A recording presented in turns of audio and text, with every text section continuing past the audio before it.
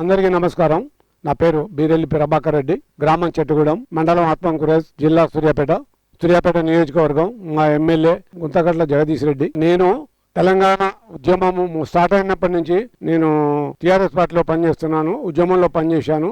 ఆ తర్వాత టీఆర్ఎస్ పార్టీగా ఆవిర్భవించిన తర్వాత 2001 నుంచి ఇప్పటి వరకు కూడా నేను టీఆర్ఎస్ పార్టీని పనిచేస్తూ చెట్టుగూడెం గ్రామ శాఖ అధ్యక్షునిగా ఒక 10 సంవత్సరాల కాలంలో పనిచేశాను.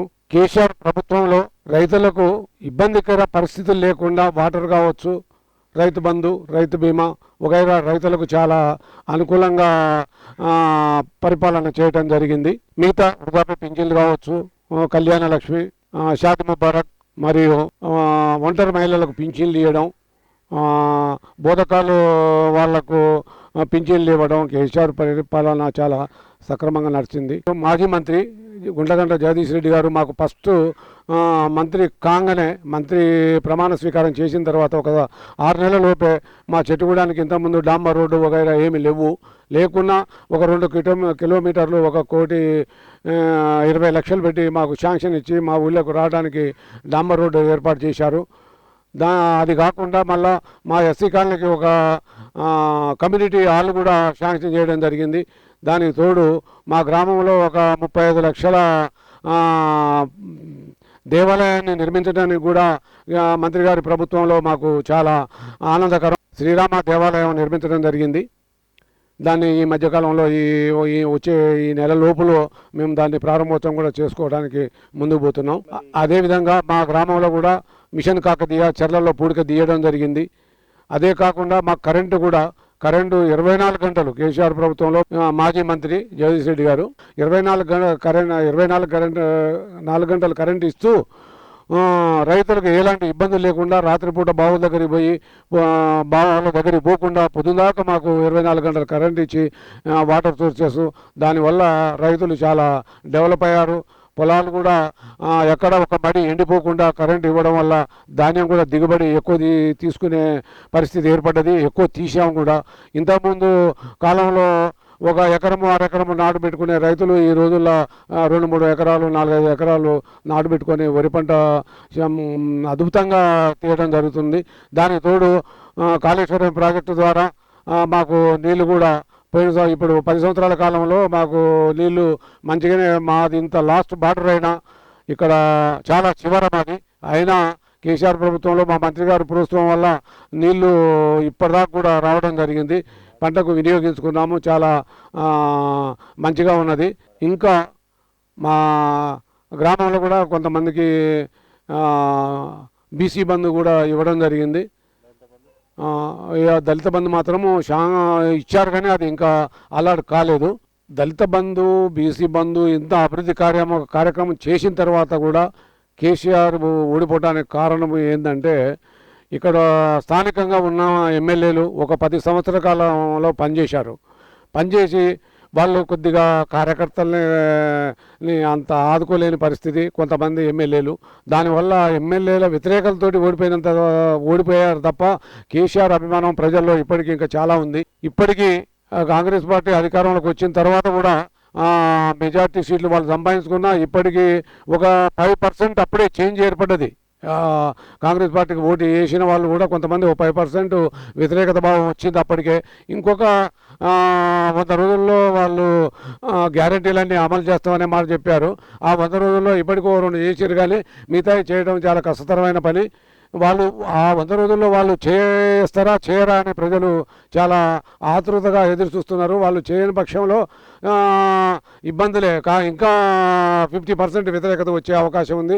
దానికి తోడు రైతులకు ఇప్పుడు యాసంగి పెట్టుబడికి కేసీఆర్ ఉండగా ముందే, పంట కంటే ముందే అడ్వాన్స్గా రైతు బంధు ఇచ్చేవాడు. ఇప్పుడు రైతులు చాలా ఇబ్బంది పడుతున్నారు. నాట్లు వేసుకున్నారు, ఇప్పటికి పెట్టుబడి చేతులు లేక అప్పులు తెచ్చి పెట్టుబడి పెట్టుకోవాల్సిన అవసరం ఏర్పడ్డది. ఇప్పటికైనా కాంగ్రెస్ ప్రభుత్వం స్పందించి ఈ లోపుగా ఈ నెల చివరి వరకన్నా రైతు బంధులు వేస్తేనే రైతులకు కొద్దిగా అనుకూలంగా ఉంటుంది. లేకపోతే ఆ తర్వాత రైతుల్లో కూడా కొంత వ్యతిరేకత భావం వచ్చే అవకాశం ఉంది. కేసీఆర్ పెట్టిన పథకాలలో దళిత బంధు ఉంది, బీసీ బంధు కావచ్చు, అయితే దీనివల్ల ఏమైందంటే రైతు బంధు ఒకేసారి ప్రభుత్వం అలా చేయలేని పక్షంలో కొంతమందికి ఇచ్చి మిగతా వాళ్ళకి ఇవ్వకపోయే వరకు అందులో కొంత వ్యతిరేకత భావం కూడా వచ్చింది. వాస్తవంగా బీసీ బంధు కూడా కొంతమందికి ఇచ్చి కొంతమందికి తక్కువ మందికి ఇచ్చి ఎక్కువ మందికి ఇవ్వకపోయే వరకు అట్లా కొంత ప్రభుత్వ వ్యతిరేకత కూడా వచ్చింది. దానివల్ల కూడా కొంత ఎఫెక్ట్ పడ్డది. అందుకనే ఓటమికి కారణాలు.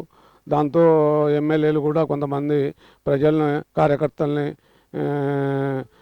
అందుబాటులో లేక కూడా కొంతమంది ఎమ్మెల్యేల వల్ల ఓడిపోవడం జరిగింది. ఇక్కడ తిరుగుతున్నా అంటే కొన్ని నియోజకవర్గాల్లో ఓడిపోయిన వాళ్ళు కూడా తిరుగుతూనే ఉన్నారు.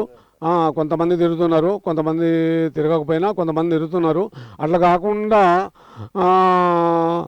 వీళ్ళు ప్రజల్లో తిరిగిరు. ప్రభుత్వం మీద అభిమానం ఉన్నా, కేసీఆర్ మీద అభిమానం ఉన్నా ఇక్కడ స్థానికంగా కొంతమంది నాయకుల వల్ల కూడా కొద్దిగా వ్యతిరేకత భావాలు రావడం వల్ల ఓడిపోవడానికి అవకాశం వచ్చింది.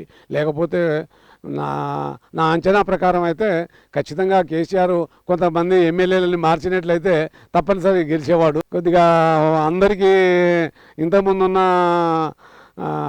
మాజీ ఎమ్మెల్యేలకు ఇవ్వడం వల్ల కొంత వాళ్ళలో ఉన్న వ్యతిరేకత వల్ల ఓడిపోవడానికి ఆస్కారం ఉంది. అందుకని ఓడిపోయాము. ఒక 20-30 మందిని ఎమ్మెల్యేలని మార్చినట్లయితే ఖచ్చితంగా కేసీఆర్ ప్రభుత్వం మళ్ళీ వచ్చేది.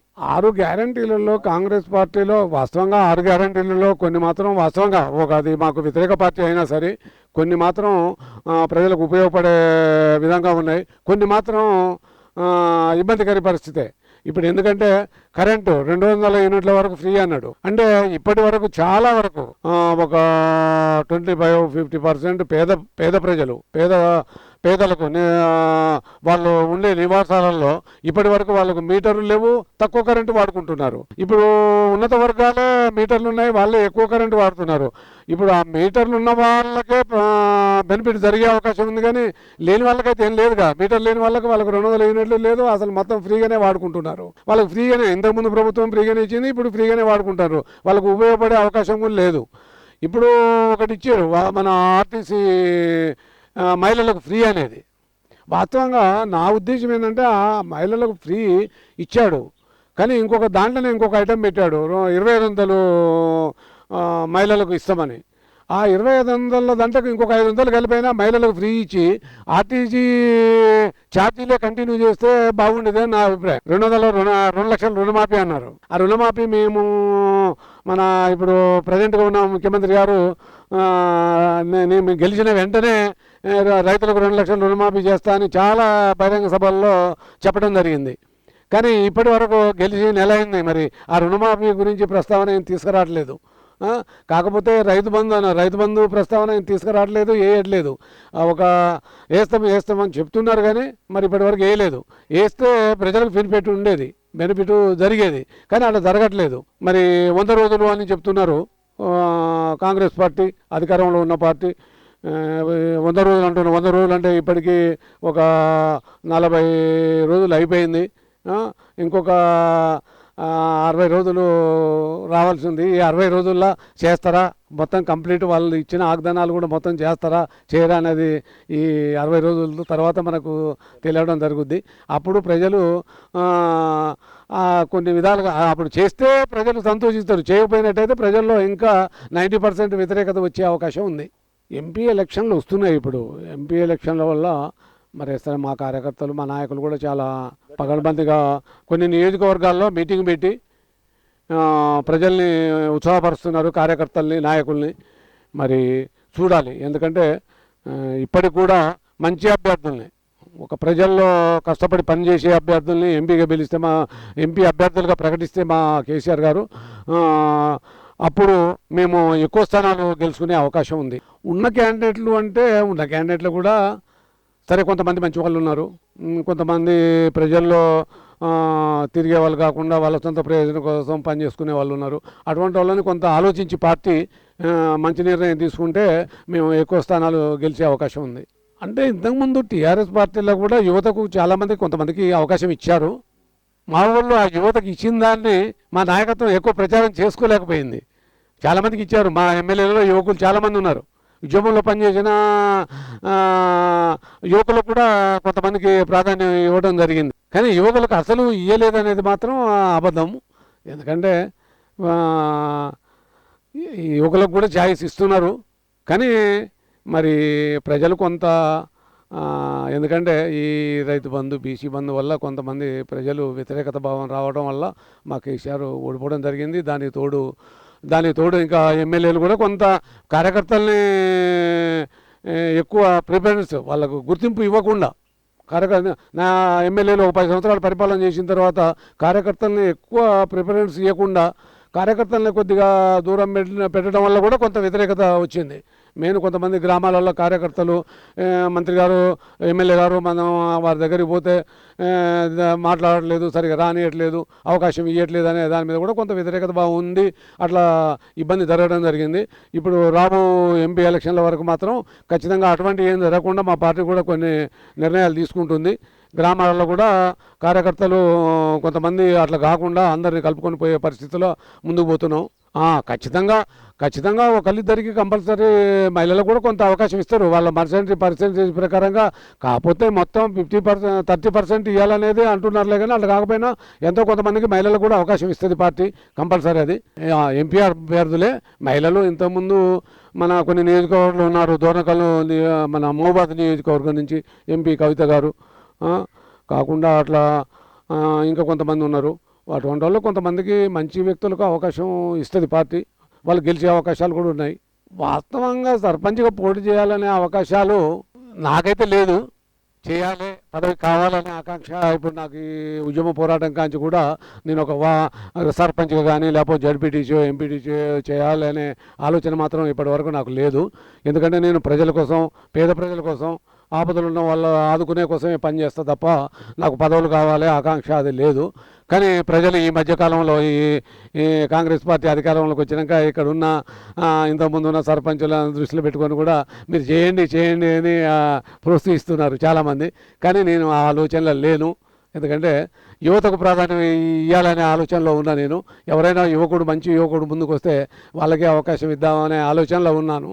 నాకు అవసరం లేదు పదవులు ఉంటేనే పని చేస్తారనేది మాత్రం గ్రామ లెవెల్లో పదవి ఉంటేనే పని చేస్తారు, లేకపోతే ఎక్కువ పనులు అయితే అనేది కాదు. పదవి లేకపోయినా కానీ చేయాలనే పట్టుదల ఉంటే, పదవి లేనంత మాత్రాన పనులు చేయడానికి ఆటంకం ఏం లేదు. ఖచ్చితంగా అధికారుల దగ్గరికి కానీ, మన ఎమ్మెల్యేల దగ్గరికి కానీ, మంత్రి గారి దగ్గరికి కానీ, ఎవరి దగ్గరికైనా పోయి మనం కొట్లాడి పనులు చేయించుకునే సత్తా మన దగ్గర ఉంది. అందుకని పదవే ముఖ్యం అనేది కాదు. నా ఉద్దేశం ఏంటంటే ఈ ఎలక్షన్లలో యువత కావచ్చు, ఎవరైనా సరే ఈ అవినీతి, డబ్బు, మద్యం ఇటువంటి మాత్రము నిర్మూలన జరగాలి.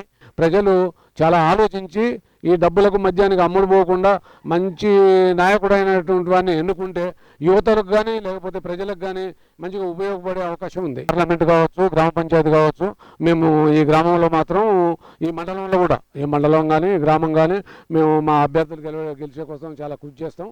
మా దగ్గర ప్రజలు కూడా కొంత సానుభూతి ఉంది పార్టీకి బలంగా. ఎందుకంటే ఇంతకుముందు ఉన్న సంక్షేమ పథకాలు, అభివృద్ధి పథకాలు ఇవన్నీ చూసిన తర్వాత ప్రజలకు కొంత ఉంది, ప్రజల్లో అభిమానం ఉంది. అందుకని ఖచ్చితంగా మేము ఆ పార్టీ కోసం కొన్ని గెలిచే అవకాశాలు కూడా ఉన్నాయి. గెలుస్తామనే ధీమా మీద మేము ప్రచారం చేస్తాం. బీఆర్ఎస్ పార్టీని ఎందుకు గెలిపించాలంటే వాస్తవంగా ఈ 10 సంవత్సరాల కాలంలో వ్యవసాయ పద్ధతిలో ముఖ్యంగా రైతులకు మాత్రం చాలా బెనిఫిట్. ఎందుకంటే రైతులు ఒకప్పుడు పంట పండితే ఇక్కడ గ్రామం నుంచి కిరాయిలు పెట్టుకొని సూర్యాపేట దాకా పోయి అమ్ముకొని ఆ మధ్యదళారులకు మోసపోయి ఇంత చేసేవాళ్ళు. కానీ ఇప్పుడు మన దగ్గరే మార్కెట్ పెట్టి మన దగ్గరనే పద్ధతి ప్రకారం కొని మద్దతు ధరకు కొని మళ్ళీ ఆ ధాన్యాన్ని మనకు డబ్బులు కూడా వారం 10 రోజులు కాకముందే మన అకౌంట్లోకి డబ్బులు అనౌన్స్ చేస్తున్నారు. మేము చూసినాం ఇక్కడ మా గ్రామంలో 10 రోజుల కంటే ముందే మా డబ్బులు చేతికొచ్చే పరిస్థితి ఉంది. అందుకని ప్రజలు తప్పకుండా బీఆర్ఎస్ పార్టీని ఆశీర్వదిస్తారు. వాస్తవంగా ఏంటంటే ఇక్కడ ఈ మహిళా రిజర్వేషను, ఎస్టీ రిజర్వేషన్, బీసీ రిజర్వేషన్లు అనే రిజర్వేషన్లు పెట్టి దీనివల్ల ఏమవుతుందంటే ఒక మహిళా రిజర్వేషన్ అనే వరకు మహిళా క్యాండిడేట్ని సర్పంచ్గా ఎన్నుకోవడం జరుగుతున్నది.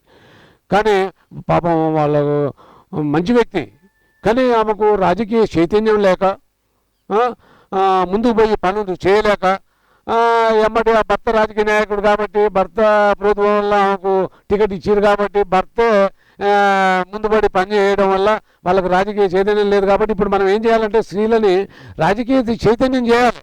పదవి సర్పంచ్ గెలిచిన తర్వాత భర్త కాకుండా భార్య మహిళ స్వతంత్రంగా జనరల్ బాడీ మీటింగులలో కానీ లేకపోతే ఎమ్మెల్యే దగ్గరికి కానీ పోయి మా గ్రామానికి పనులు కావాలి, మాకు ఇట్లా మా గ్రామాన్ని అభివృద్ధి చేయాలనే పద్ధతుల్లో మహిళలు చాలా ముందుకు పోవాల్సిన అవసరం ఉంది. ఇంకా ఎందుకంటే మహిళలు ఇప్పటిదాకా రాజకీయంలో కొద్దిగా అంత ముమ్మరంగా ముందుకు పోవట్లేదు. అందుకని మహిళలు ఇంకా చైతన్యం కావాలి, ఇంకా రాజకీయాలకు ముందుకు పోవాలి, వాళ్ళు ప్రజల్లో స్వతంత్రంగా పనిచేసే అంత స్థాయి రావాలని నేను కోరుకుంటున్నాను. ఖచ్చితంగా ప్రతి భర్త ఎవరైనా సరే భార్యకు ఆ ప్రోత్సాహం కల్పించాలి ఖచ్చితంగా పురుషుడిగా. ఎందుకంటే ఆమెకు అధికారం వచ్చిన తర్వాత అధికారం కావాలని కోరుకుంటున్నావు, భర్త కోరుకుంటున్నాడు నా భార్యకు అధికారం కావాలని. అధికారం వచ్చిన తర్వాత ఆమెకు ఆ భర్త స్వేచ్ఛ ఇవ్వాలి, ఇస్తేనే ఆమె ముందుకు పోవాలి. గ్రామాన్ని కానీ మండలాన్ని కానీ ఎమ్మెల్యేగా ఇచ్చే పదవి వచ్చిన నియోజకవర్గాన్ని కానీ ఆమెకు స్వేచ్ఛ కల్పించాలి. భర్త స్వేచ్ఛ ఆమె ముందుకు పోవడానికి ప్రోత్సహించాలి కూడా. అట్లా అయినప్పుడే మహిళలు చాలా ముందుకు పోగలరు. మా చెట్టుగూడెం ఈ ఓటర్లకు అందరికీ నేను చేసే మనవి ఏంటంటే, ఇక్కడ ప్రతి యువకులు కావచ్చు, చెట్టుగూడెం గ్రామ పంచాయతీ మహిళలు కావచ్చు, పురుషులు కావచ్చు, ఎవరైనా సరే అవినీతి సొమ్ముతో డబ్బుతోటి మద్యానికి అమ్ముడు పోకుండా ప్రజలు మంచి స్వచ్ఛమైన పరిపాలన, ప్రజలకు అందుబాటులో ఉండే వ్యక్తిని సర్పంచ్గా ఎన్నుకోవాలని కోరుకుంటున్నా. ప్రజలు కానీ ఇక్కడున్న ఎవరైనా సరే ఏదో ఆశ పెట్టవచ్చు. ఎందుకంటే నేను ఒక 2 లక్షలు ఇస్తా, 3 లక్షలు ఇస్తా, నా పార్టీ మారు, నా పార్టీలకు రా అని కోరే వాళ్ళు కూడా ఉండొచ్చు. అయినా సరే నేను డబ్బులకు మద్యానికి దేనికి కానీ అమ్ముడుపోయే మనిషిని కాదు. నేను ఏ పార్టీ మారను, బీఆర్ఎస్ పార్టీలోనే ఉంటా. కేసీఆర్ ఉన్నంతకాలం, కేసీఆర్ మరణం తర్వాత ముచ్చిదేమో కానీ కేసీఆర్ ఉన్నంతకాలం నేను కేసీఆర్ పార్టీలోనే ఉంటా.